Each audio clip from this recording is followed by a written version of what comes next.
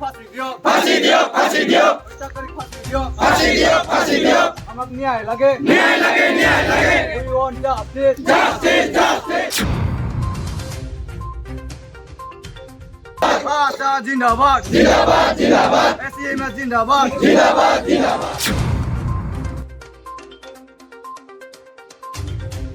হত্যাকারী ফাঁসি দিও ফাঁসি দিও ফাঁসি দিও হত্যাকারী ফাঁসি দিও ফাঁসি দিও ফাঁসি দিও আমাকে ন্যায় লাগে ন্যায় লাগে ন্যায় লাগে We want justice. Justice justice We want justice. Justice justice হত্যাকারী ফাঁসি দিও ফাঁসি দিও ফাঁসি দিও হত্যাকারী ফাঁসি দিও ফাঁসি দিও ফাঁসি দিও আজিৰ প্ৰতিবাদী কাৰ্যসূচীটো যিটো কাৰণত আজি প্ৰতিবাদ কিবা কৰা হৈ আছে ইয়াৰ কাৰণটো হ'ল যোৱা পৰহি যিটো এটা নিৰ্মম ঘটনা সংঘটিত হৈ গ'ল আমাৰ লাইনৰ মাজত ডাইনী বুলি সন্দেহ কৰি এটা পৰিয়ালৰ দুজন বুঢ়া বুঢ়ীক মা দেউতাকক হত্যা কৰা হৈছে আৰু এই হত্যাৰ প্ৰতিবাদত আমি যিজন দোষী ইয়াক ফাঁচি দিয়াৰ প্ৰতিবাদত আজি এই প্ৰতিবাদ কাৰ্যসূচী অব্যাহত কৰা হৈছে বাৰে বাৰে সংগঠিত হৈ আছে এই ঘটনাবিলাক ইয়াৰ মূল কাৰণত হৈছে আমাৰ মানে লেক অফ এডুকেশ্যন বুলি ক'লেও হ'ব আৰু আমাৰ যিটো জাগ্ৰত আমাৰ সমাজত এতিয়ালৈকে মানে যিমান জাগ্ৰত হ'ব লাগিব সিমান জাগ্ৰত হ'ব পৰা নাই কাৰণ আমি ছাত্ৰ সন্থাই হওক বা এছএমএছে হওক বা আমাৰ প্ৰশাসনৰ ফালৰ পৰাও হওক বহুতবাৰে মানে সজাগতা সভা অনুষ্ঠিত কৰা হৈছে যে এইবিলাক অন্ধবিশ্বাসৰ পৰা আমি দূৰ থাকিব লাগিব কিন্তু কিছুমান এনেকুৱা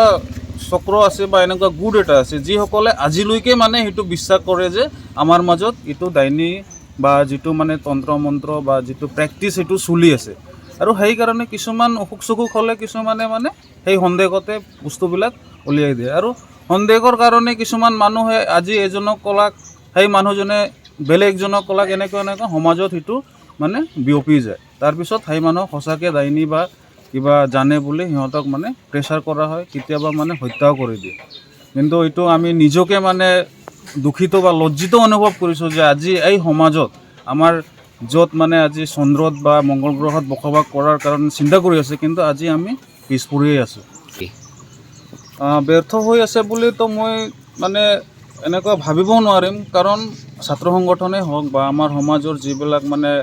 লিডাৰশ্বিপ লোৱা এছএমএছে হওক সিহঁতে চেষ্টা কৰি আছে সেইবিলাক ক্ষেত্ৰত কিন্তু মানে যিমান দিব লাগিব সিহঁতক যিমান আৱেৰনেছ প্ৰদান কৰিব লাগিব